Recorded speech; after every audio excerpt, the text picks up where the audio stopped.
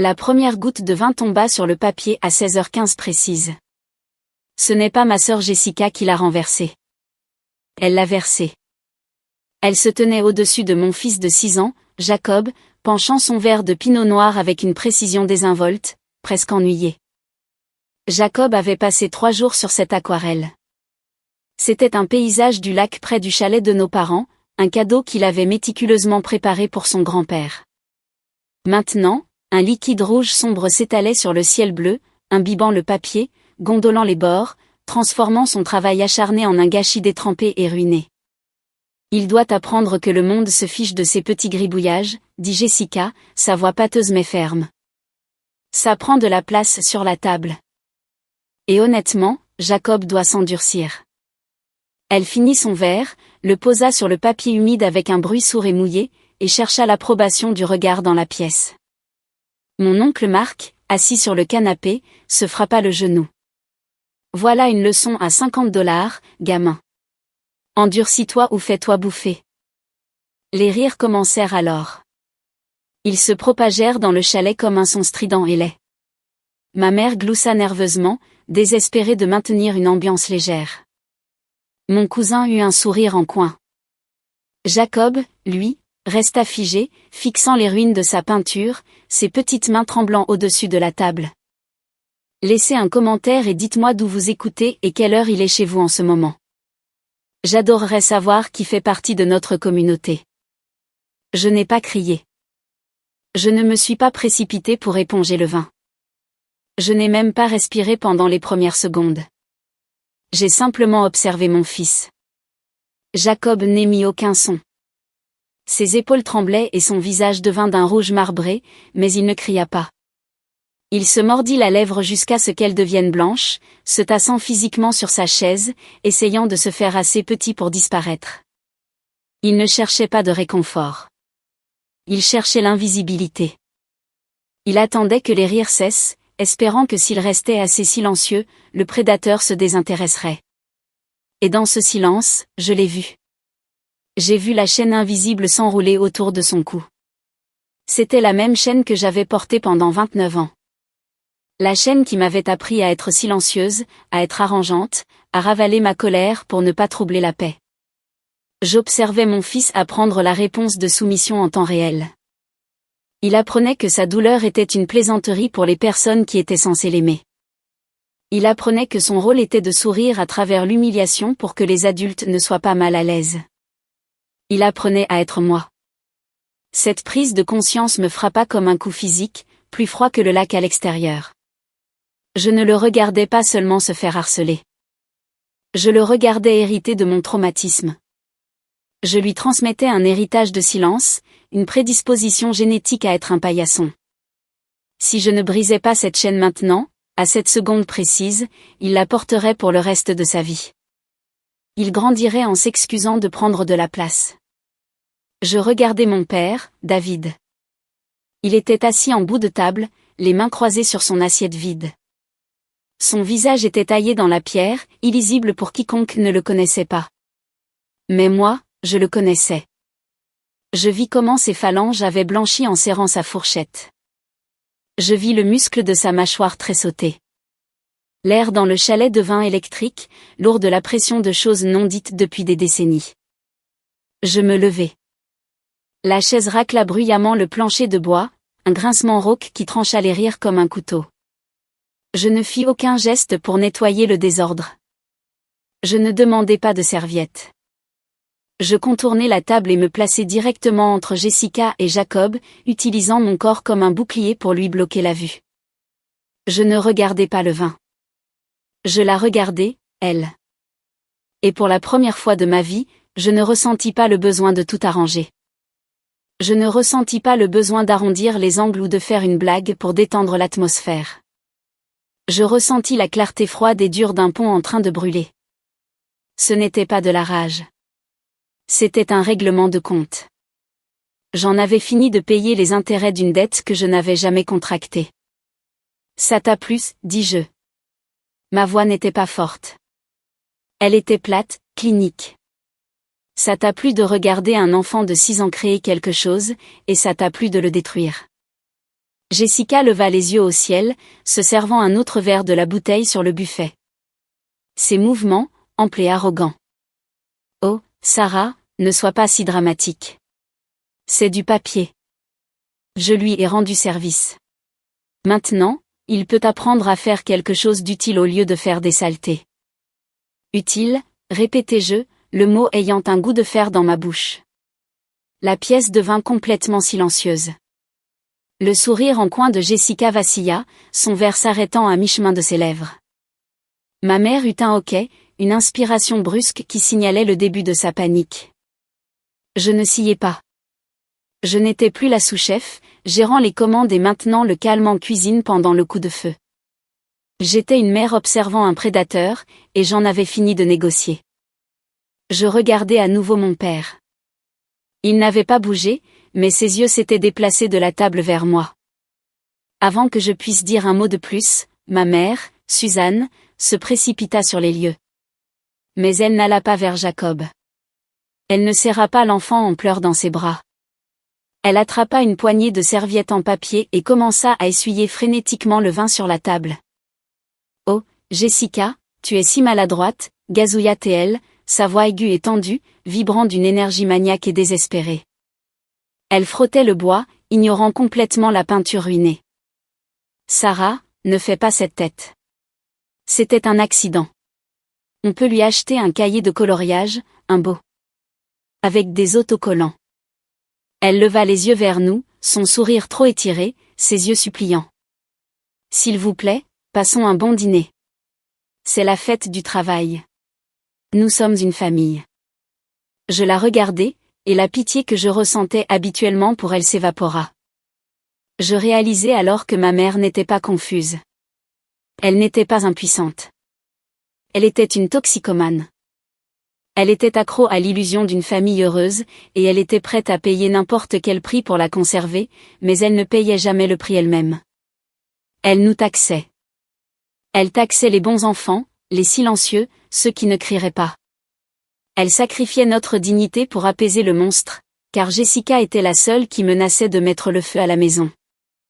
Suzanne laisserait Jacob saigner juste pour garder le tapis propre. Exactement, dit Jessica, enhardie par la défense de notre mère. Elle se pencha en arrière, faisant tourner son vin. Il est trop sensible. Sarah le pouponne. Je lui rends service, en lui apprenant comment fonctionne le monde réel. Ce fut tout. Le bruit du dernier fil qui se rompt.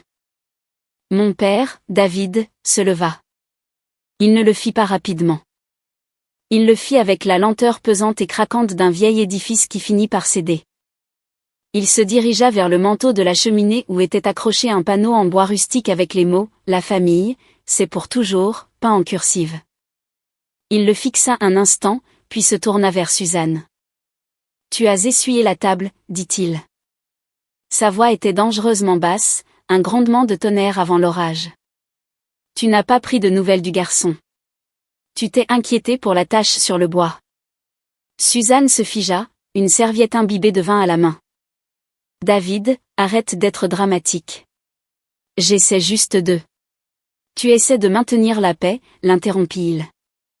Mais il n'y a pas de paix, Suzanne. Il n'y a que le silence, et j'en ai fini de payer pour ça. » Il baissa les yeux sur sa main gauche. Il tourna son alliance en or. Elle était serrée, enfoncée dans la chair de son doigt. Il la portait depuis 40 ans. Il se dirigea vers l'évier de la cuisine, pompa une noisette de liquide vaisselle sur sa jointure et commença à la retirer. C'était pénible à regarder. Il grimaça, tirant et tournant jusqu'à ce que la bague glisse sur l'articulation avec un bruit sec et humide. Il retourna à la table. Il tint la bague au-dessus de la flaque de vin qui s'imprégnait encore dans la peinture de Jacob. Il la laissa tomber. Elle heurta le papier mouillé avec un bruit sourd, éclaboussant de gouttes rouges la nappe blanche. « J'en ai fini de maintenir ta paix, dit-il. Et j'en ai fini de te protéger. » Le silence dans la pièce n'était pas juste du calme. C'était un vide. Il aspira l'air du chalet. Ma mère fixa la bague posée dans le vin comme si c'était une grenade qui venait d'atterrir sur ses genoux. Jessica éclata de rire, un aboiement bref et nerveux. Papa, tu es sénile, se moqua TL, bien que ses yeux balaient la pièce. C'est une peinture. Tu vas divorcer de maman pour une boîte d'aquarelle à 5 $. C'est pathétique. David ne la regarda pas. Il ne regarda pas maman. Il se dirigea vers son sac de voyage dans le coin de la pièce. Il l'ouvrit et en sortit un épais carnet relié en cuir noir. Il semblait vieux. Le dos était plissé, les bords usés. Il retourna en bout de table et le posa avec un bruit lourd. Je suis ingénieur en structure depuis 40 ans, Jessica, dit-il, sa voix calme, factuelle, terrifiante. Mon travail consiste à suivre les fissures de contrainte, à trouver les failles avant que le bâtiment ne s'effondre. Je suis les défaillances. Il ouvrit le livre. Les pages étaient remplies de son écriture, nette, précise, des colonnes méticuleuses de dates et de chiffres. Il y a 3 ans, continua-t-il en faisant glisser un doigt sur la première page. Tu m'as dit que tu avais besoin de 5 000 $ pour un prêt commercial. Tu disais que ta carrière d'influenceuse décollait, mais que tu avais besoin de nouvel équipement. Jessica croisa les bras en levant les yeux au ciel. Ouais, et je t'ai remboursé, en grande partie. C'est quoi ça, un audit? Tu n'as pas remboursé un centime, dit David. Mais ce n'est pas la question. La question, c'est que j'ai commencé à tout suivre. Pas seulement les gros prêts. Tout. Chaque fois que ta mère disait avoir besoin d'argent supplémentaire pour les courses.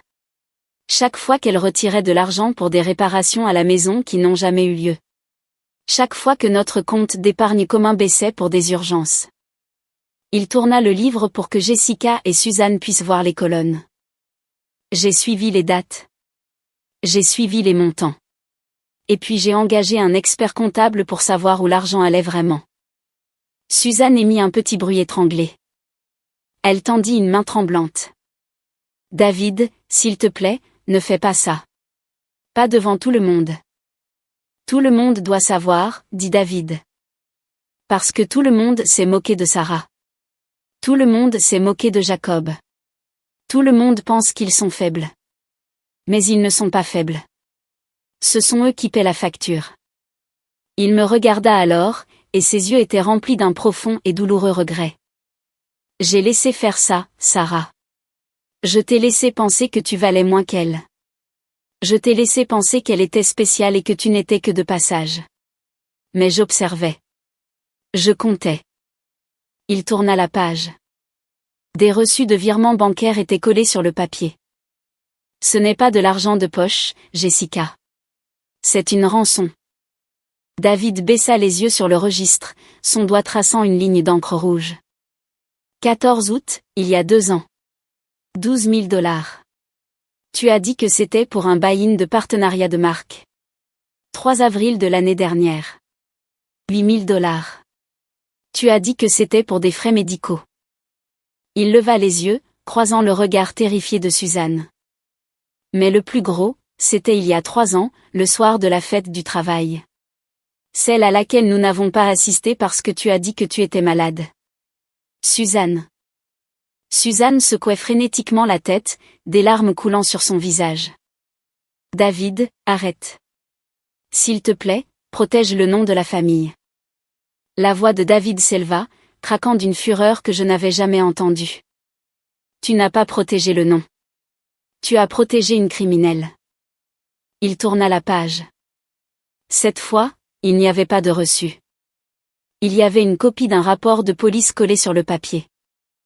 Les 174 000 $ n'étaient pas pour des prêts commerciaux, Jessica.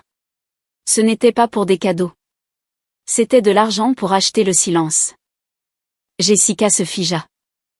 Son arrogance s'évapora, remplacée par une terreur soudaine et crue.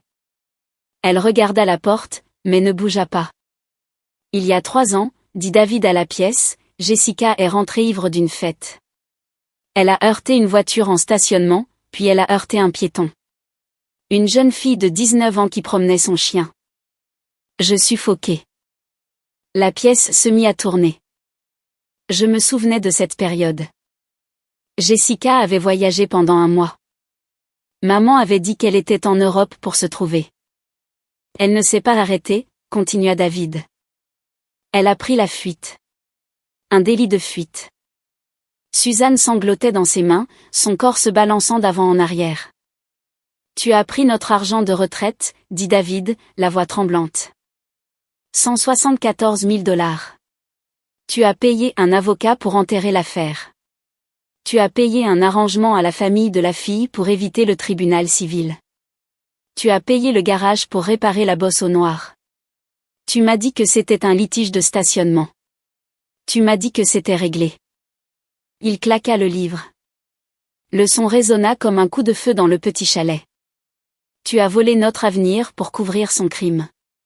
Et ensuite, tu l'as laissé s'asseoir ici, à cette table, et se moquer d'un garçon de 6 ans parce qu'il peignait un tableau. Tu l'as laissé détruire son travail parce que tu lui as appris que la destruction n'a pas de conséquences. Il regarda Jessica, qui était pâle, sa bouche s'ouvrant et se fermant comme un poisson. Tu n'es pas une femme d'affaires, Jessica. Tu n'es pas une influenceuse. Tu es un passif, et ta mère est ta complice. Le silence qui suivit était lourd, suffocant. C'était le son d'un mythe familial en train de mourir. Jessica tenta de se ressaisir. Elle se leva, lissant sa robe coûteuse, essayant de convoquer l'arrogance qui l'avait protégée pendant 33 ans. Elle regarda le registre, puis David, et ricana. Et alors, cracha-t-elle. C'était un accident. Maman m'a aidée. C'est ce que font les mères. Elles aident, contrairement à toi. Elle foudroya David du regard, le menton haut. Tu es juste jaloux parce que maman m'aime plus. Je n'ai pas besoin de ton argent.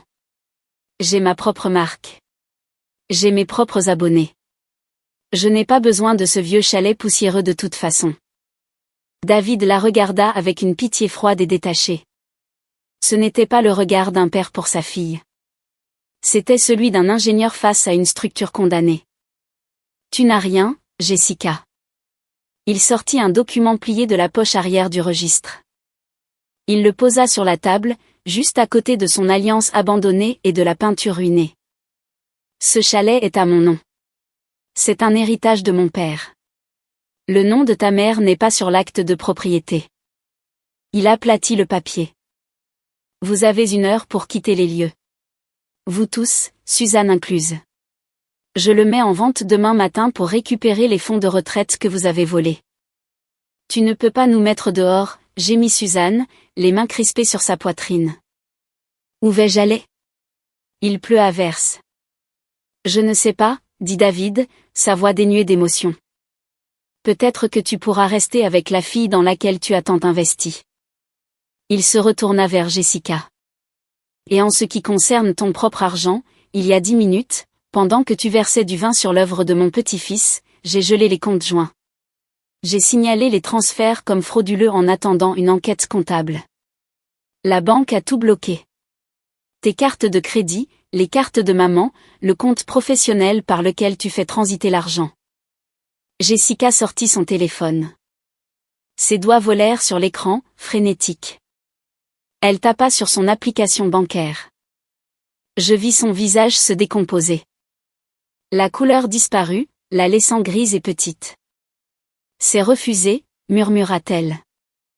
Et voilà, l'illusion du pouvoir, anéantie par un portefeuille vide. Je regardais ma sœur, la harceleuse, l'enfant prodige, la success story, rétrécir sous mes yeux. Sans la perfusion financière de mes parents, son statut, sa confiance et sa personnalité s'évaporèrent instantanément. Ce n'était pas une femme puissante.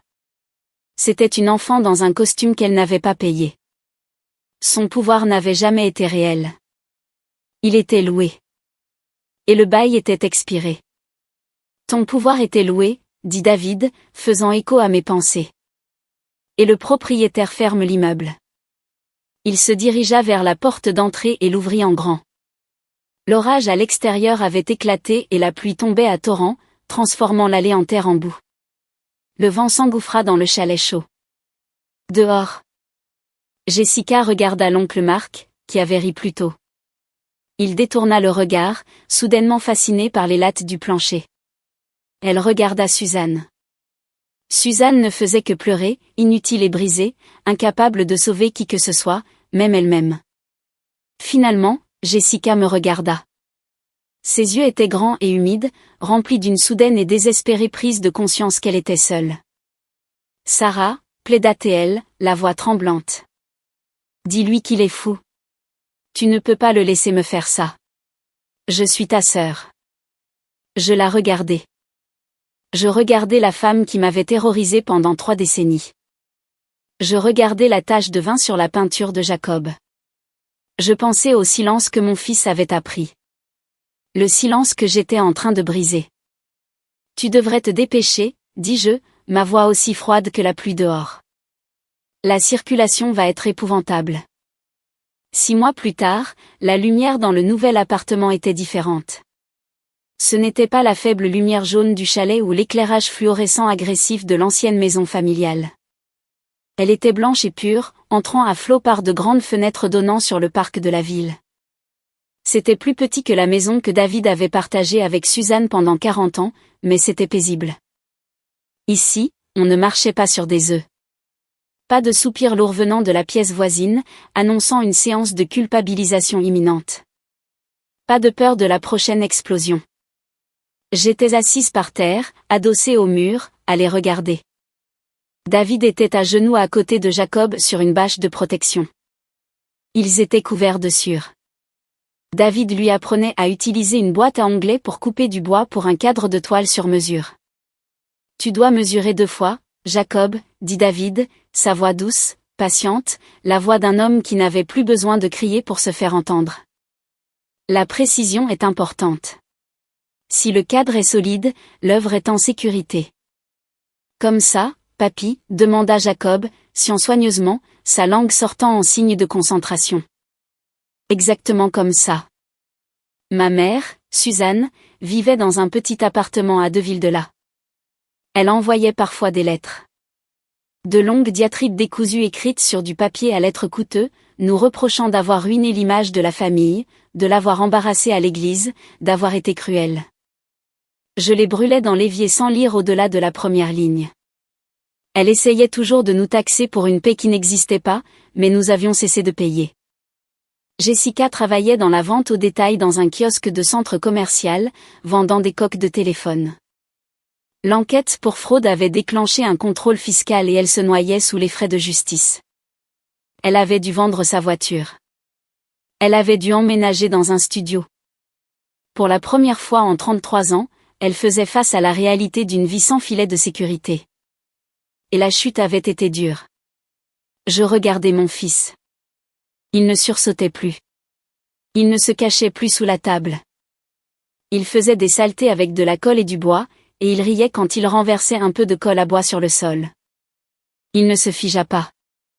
Il attrapa juste un chiffon et essuya, sachant que personne n'allait lui crier dessus. Je réalisais alors que le prix de cette paix avait été élevé. Nous avions dû briser la famille pour sauver les individus. Nous avions dû incendier la structure pour sauver les fondations. C'était un coup lourd, mais en regardant les épaules détendues de mon père, en regardant le sourire facile et léger de mon fils, c'était le meilleur marché que j'ai jamais conclu. Si vous avez déjà eu à rompre un lien pour vous sauver, écrivez « Liberté » dans les commentaires. Rappelons-nous mutuellement que nous avons fait le bon choix.